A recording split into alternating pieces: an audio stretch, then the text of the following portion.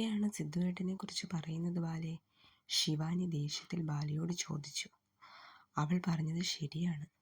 ഞാനും ഈ കാര്യം തന്നെ പറയാനാണിരുന്നത്, ആവണി പറഞ്ഞു. നിങ്ങളിത് എന്താ ഇങ്ങനെയൊക്കെ പറയുന്നത്? എനിക്കൊന്നും മനസ്സിലാവുന്നില്ല, ശിവാനി പറഞ്ഞു. എല്ലാം പറയാം ശിവാനി.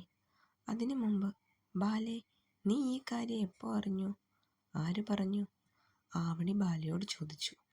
ബാല പറയുന്നത് രണ്ടുപേരും കേൾക്കാൻ തുടങ്ങി.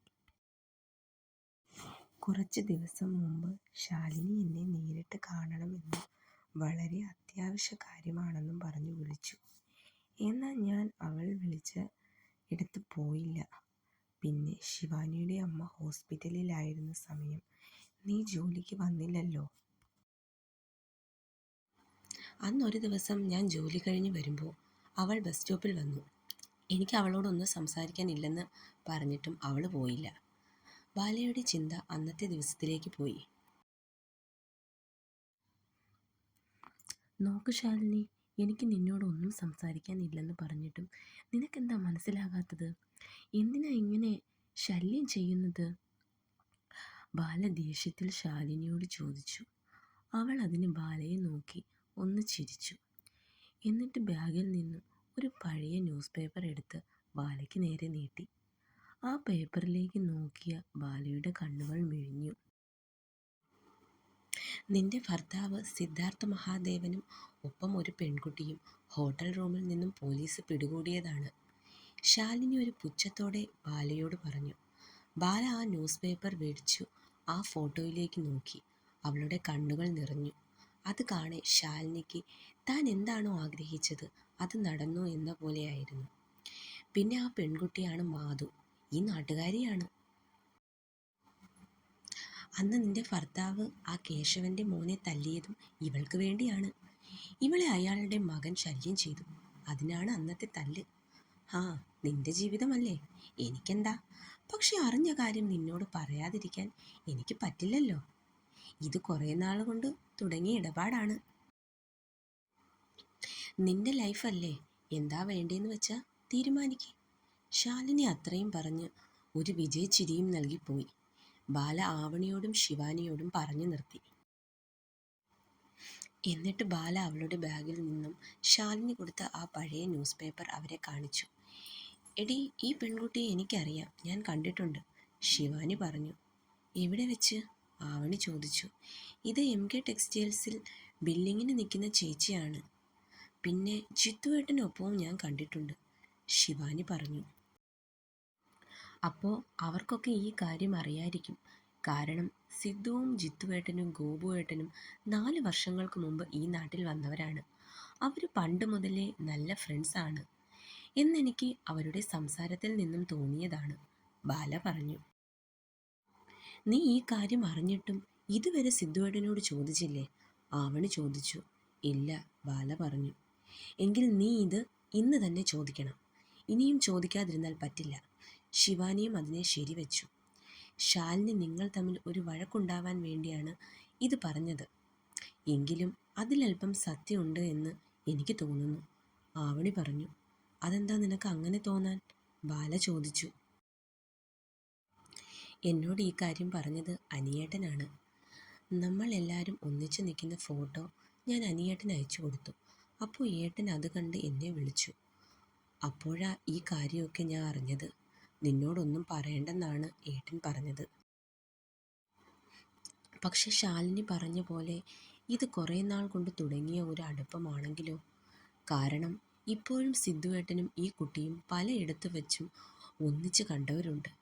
പോരാത്തതിന് രാത്രി ഈ ചേച്ചിയുടെ വീട്ടിൽ പോകും എന്നും പറയുന്നു. അങ്ങനെയൊക്കെയാണെങ്കിൽ ഇതിലെന്തെങ്കിലും സത്യം കാണില്ലേ? ആവണി ചോദിച്ചു. എനിക്കറിയില്ല.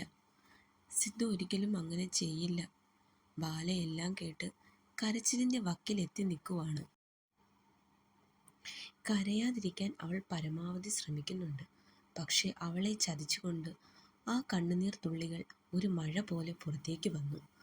അവളുടെ ആ കരച്ചിൽ ആവണിക്കും ശിവാനിക്കും കണ്ടു നിൽക്കാൻ കഴിയാതെയായി. ഇവൾ ഇത്രമാത്രം സിദ്ധുവേട്ടനെ സ്നേഹിക്കുന്നുണ്ടോ? ശിവാനി മനസ്സിൽ പറഞ്ഞു. നീ ഇങ്ങനെ കരയാതെ. ചിലപ്പോൾ നമ്മൾ അറിഞ്ഞ പോലെ ഒന്നുമല്ല കാര്യങ്ങളെങ്കിലോ. അതുകൊണ്ട് ഇതിനുള്ള ഉത്തരം കിട്ടണമെങ്കിൽ നീ സിദ്ധുവേട്ടനോട് തന്നെ ചോദിക്കണം. ആവണി അവളെ സമാധാനിപ്പിക്കാനായി പറഞ്ഞു. ഇനി അവർ തമ്മിൽ അങ്ങനെ ഒരു ഇഷ്ടമുണ്ടെങ്കിൽ ഇനി ഞാൻ സിദ്ധുവിൻ്റെ ജീവിതത്തിൽ ഉണ്ടാവില്ല. ബാല ഉറച്ച തീരുമാനത്തിൽ പറഞ്ഞു.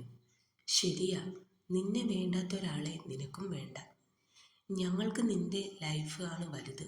അത് നശിപ്പിച്ച് കളയാൻ ഞങ്ങൾ സമ്മതിക്കില്ല. ശിവാനിയും പറഞ്ഞു. ഞങ്ങളുണ്ടാവും, നീ എന്തു തീരുമാനിച്ചാലും. ബാല ഇന്ന് രാത്രി തന്നെ സിദ്ധാർത്ഥിനോട് ഈ കാര്യങ്ങൾ ചോദിക്കാൻ തീരുമാനിച്ചു.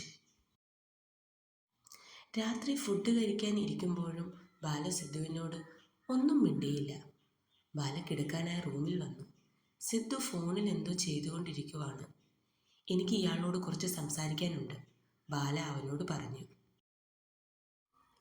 നിനക്കെന്താ എന്നോട് സംസാരിക്കാനുള്ളതെന്ന് എനിക്കറിയാം. കുറച്ച് ദിവസമായിട്ട് നിന്റെ മനസ്സിൽ എന്തൊക്കെയോ ഉണ്ട്. പക്ഷെ നിന്റെ ചോദ്യങ്ങൾക്കുള്ള മറുപടി എനിക്കിപ്പോൾ നൽകാനാകില്ല. എന്തുകൊണ്ട് കഴിയില്ല? ബാല ചോദിച്ചു. ഞാൻ പറഞ്ഞു കഴിഞ്ഞിട്ടില്ല ശ്രീബാല. മറുപടി നൽകില്ല എന്ന് ഞാൻ പറഞ്ഞിട്ടില്ല. നൽകും. പക്ഷെ ഇപ്പോൾ അതിനുള്ള സമയമായിട്ടില്ല. നാളെയാണ് അമ്പലത്തിൽ ഉത്സവം. നാളെ നിനക്ക് നിന്റെ ചോദ്യങ്ങൾക്കും സംശയങ്ങൾക്കുമുള്ള ഉത്തരങ്ങൾ ലഭിക്കും. ഇപ്പോൾ കിടന്ന് ഉറങ്ങാൻ നോക്ക്. Good night. അവൻ അത്രയും പറഞ്ഞ് ബെഡിൽ പോയി കിടന്നു. ഇനി അവനോടൊന്നും ചോദിച്ചിട്ട് കാര്യമില്ലെന്ന് അവൾക്ക് മനസ്സിലായി. അതുകൊണ്ട് തന്നെ അവളും ബെഡിൽ വന്ന് കിടന്നു. രണ്ടാളും പരസ്പരം രണ്ട് സൈഡിലേക്കാണ് കിടക്കുന്നത്. രണ്ടാൾക്കും ഉറക്കം വരുന്നില്ലായിരുന്നു. എങ്കിലും എപ്പോഴോ രണ്ടാളും ഉറങ്ങിയിരുന്നു. രാവിലെ സിദ്ധു ആണ് ആദ്യം ഉണർന്നത്. അവൻ ബാലയെ ഉണർത്താതെ എണ്ണീച്ചു പോയി. അവൾ രാത്രി ഏറെ വൈകിയാണ് ഉറങ്ങിയതെന്ന് അവനറിയാം. അതുകൊണ്ടാണ് സിദ്ധു ബാലയെ വിളിച്ച് ശല്യം ചെയ്യാഞ്ഞത്. അവൻ കുളിച്ച് റെഡിയായിട്ടും അവൾ എണീക്കാത്തത് കണ്ട് അവൻ തന്നെ അവളെ വിളിച്ചുണർത്താൻ നോക്കി. ഒരുപാട് മടിച്ചാണ് അവൾ ഉണർന്നത്. നേരം ഒരുപാടായി, മതി ഉറങ്ങിയത്. അവൻ അവളോട് പറഞ്ഞു. എണീറ്റ് പോയി ഫ്രഷായി വാ. നീ അമ്പലത്തിൽ പോണില്ലേ? സിദ്ധു ബാലയോട് ചോദിച്ചു. പോണം, ബാല പറഞ്ഞു. അവൻ അലമാരയിൽ നിന്നും ഒരു കവർ എടുത്ത് ബാലയ്ക്ക് നേരെ നീട്ടി. അവൾ അത് വേടിച്ചു നോക്കി. ഇന്ന് ഉത്സവത്തിൻ്റെ അവസാന ദിവസമല്ലേ? എല്ലാവരും പുതിയ ഡ്രസ്സാവും ഇടുന്നത്. ജിത്തു ഒക്കെ ഇന്നലെ ഡ്രസ്സ് എടുക്കാൻ പോയി. അപ്പോൾ നിനക്ക് കൂടി അവരെടുത്തയാ? സിദ്ധു അവളെ നോക്കാതെ പറഞ്ഞു. അവൾ ആ ഡ്രസ്സ് എടുത്തു നോക്കി. ഒരു പച്ച നിറത്തിലുള്ള പട്ടുപാവാടയായിരുന്നു അത്. അവൾക്കത് ഇഷ്ടമായി എന്ന് അവളുടെ മുഖത്തു നിന്ന് തന്നെ അവന് മനസ്സിലായി. അത് കാണെ അവനിലും ഒരു പുഞ്ചിരി ഉണ്ടായി. എന്നാൽ അവൻ അത് ബാല കാണാതെ മറച്ചു. ചെന്ന് ഫ്രഷ് ആയിക്കേ, അവൻ പറഞ്ഞു. ഇനി ബ്രേക്ക്ഫാസ്റ്റ് ഒന്നും ഉണ്ടാക്കാൻ നിൽക്കണ്ട. നീ ഫ്രഷായി വരുമ്പോഴേക്കും ഞാൻ പുറത്തു നിന്നും എന്തെങ്കിലും കഴിക്കാൻ മേടിച്ചു വരാം. സിദ്ധു അതും പറഞ്ഞു പുറത്തേക്ക് പോയി.